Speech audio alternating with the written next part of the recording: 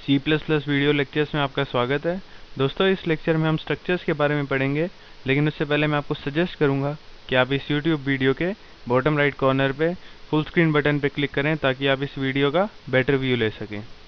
तो मैं स्ट्रक्चर्स की बात कर रहा था। पहले मैं आपको स्ट्रक्चर्स समझा देता हूँ, स्ट्रक्चर्स होते क्या हैं। उसके बाद हम एक प्रोग्राम बनाएंगे डेवलपर सी प्लस प्लस में। तो मैं स्ट्रक्चर्स की बात कर रहा था। स्ट्रक्चर्स हमारे कलेक्शन ऑफ वेरिएबल्स होते हैं ऑफ डिफरेंट डेटा टाइप्स। हमने अभी तक एरेज में पढ़ा है, हम कोई भी एक एरे बना सकते हैं। जैसे मैंने एक इंटीजर एरे बना दिया, उसका साइज 10 कर दिया, तो इसमें हमने 10 वेरिएबल्स बना दिए, लेकिन जो इसका डेटा टाइप है वो सेम है, यानी कि इंटीजर। तो सिमिलरली अगर मैं एक फ्लोट एरे बनाता हूँ, फ्लोट b10, इसका भी हमने 10 वेरिएबल बना दिए, लेकिन सबका जो रिटर्न टाइप है या डेटा टाइप है सबका, वो है फ्लोट। तो हम स्ट्रक्चर्स में डिफरेंट डेटा टाइप्स के वेरिएबल्स बना सकते हैं। एरेज में हम एक ही डेटा टाइप के वेरिएबल्स बना सकते हैं, कितने भी वेरिएबल्स बना सकते हैं, लेकिन सबका डेटा टाइप एक ही होता है। जैसे इस केस में इंटीजर है और इस केस में फ्लोट है, लेकिन स्ट्रक्चर्स में हम कितने भी वेरिएबल्स बना सकते हैं, लेकिन सबका डेटा टाइप जो होगा वो अलग अलग भी हो सकता है और सेम भी हो सकता है। तो स्ट्रक्चर्स बनाने का सिंटैक्स क्या होता है? सबसे पहले हमें कीवर्ड स्ट्रक्ट लिखना होता है। उसके बाद आप कोई भी स्ट्रक्चर नेम दे सकते हो, जैसे मैं दे देता हूँ बुक, और इसके अंदर आप कोई भी वेरिएबल्स बना सकते हो, कितने भी डेटा टाइप के। तो मैं पहले एक वेरिएबल बना देता हूँ इंट पेज नंबर, और एक कैरेक्टर का एरे बना देता हूँ।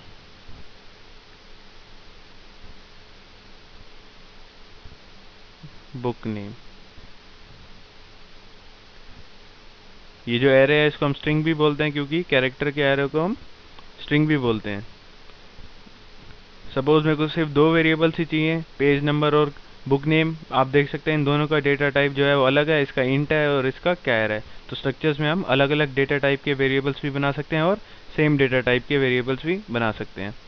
तो करली ब्रेसेस में क्लोज कर देता हूँ और उसके बाद एक सेमीकोलन। तो ये हमारा स्ट्रक्चर कंप्लीट हो गया।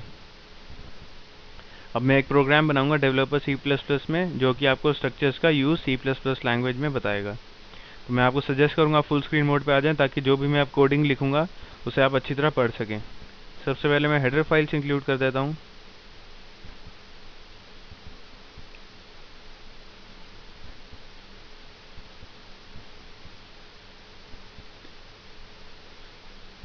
यूजिंग नेम स्पेस एससीडी और मेन फंक्शन। मैं वही स्ट्रक्चर बनाऊंगा जो अभी हमने वर्ड फाइल में पढ़ा था। Struct book, character book name, और साइज मैंने 25 दे दिया, और इंट पेज नंबर। तो मैंने दो वेरिएबल्स बना दी स्ट्रक्चर के अंदर।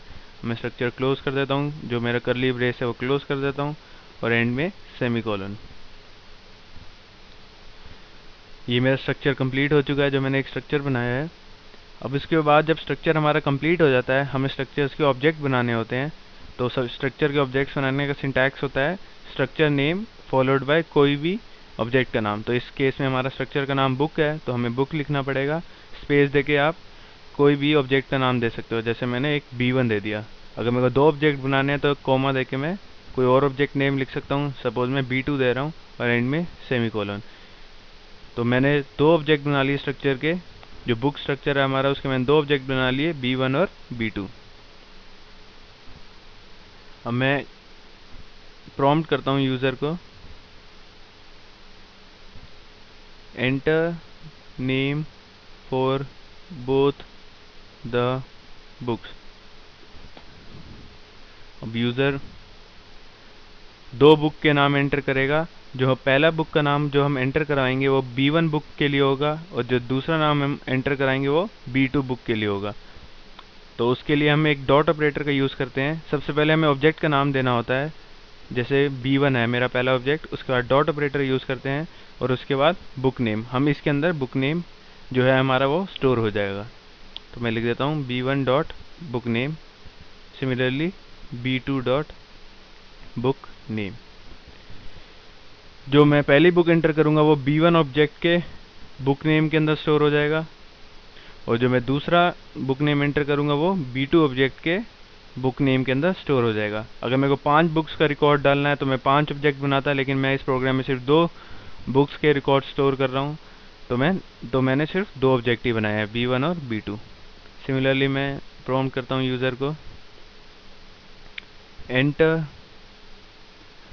Total number of pages for both the books. तो यूज़र ये पढ़ने के बाद total number of pages enter करेगा। तो हम उसके लिए B1 डॉट पेज नंबर, जो भी हम पहले एंटर कराएंगे वो B1 ऑब्जेक्ट के पेज नंबर के अंदर स्टोर हो जाएगा, और जो सेकंड पेज नंबर हम एंटर करेंगे वो B2 ऑब्जेक्ट के पेज नंबर में हम स्टोर करा देंगे। तो हमने दोनों ऑब्जेक्ट्स के B1 और B2 के बुक नेम और पेज नंबर यूज़र से एंटर करा लिए। अब जब हमने एंटर करा लिए हैं, अब हम वैल्यूज़ की प्रिंट कराएंगे कि यूज़र ने अभी तक क्या क्या एंटर किया है। तो मैं प्रिंट कराने के लिए लिखूँगा cout बुक नेम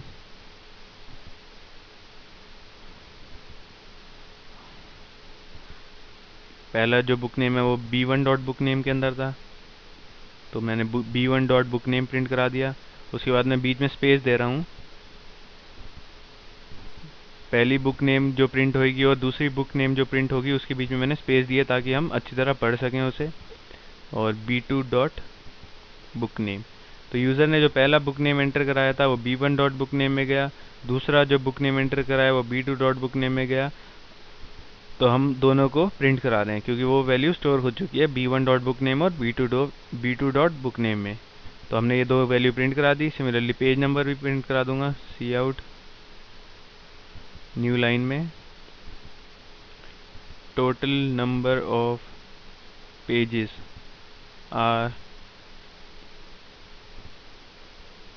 तो B1 के हम पहले पेजेस प्रिंट कराते हैं, तो उसके लिए होगा B1 dot page number space B2 dot page number. तो हमने दोनों पेज नंबर्स भी आउटपुट स्क्रीन पे प्रिंट करा दिए हैं। गेट ch, ताकि आउटपुट विंडो जो है हमारी वो क्लोज ना हो। तो ये प्रोग्राम हमारा कंप्लीट हो चुका है। अब मैं इस प्रोग्राम को कंपाइल कर देता हूँ कंट्रोल F9 से, 0 एरर्स। अब मैं रन कर देता हूँ कंट्रोल F10 से। Enter name for both the books, मैं ABC और XYZ डाल देता हूँ।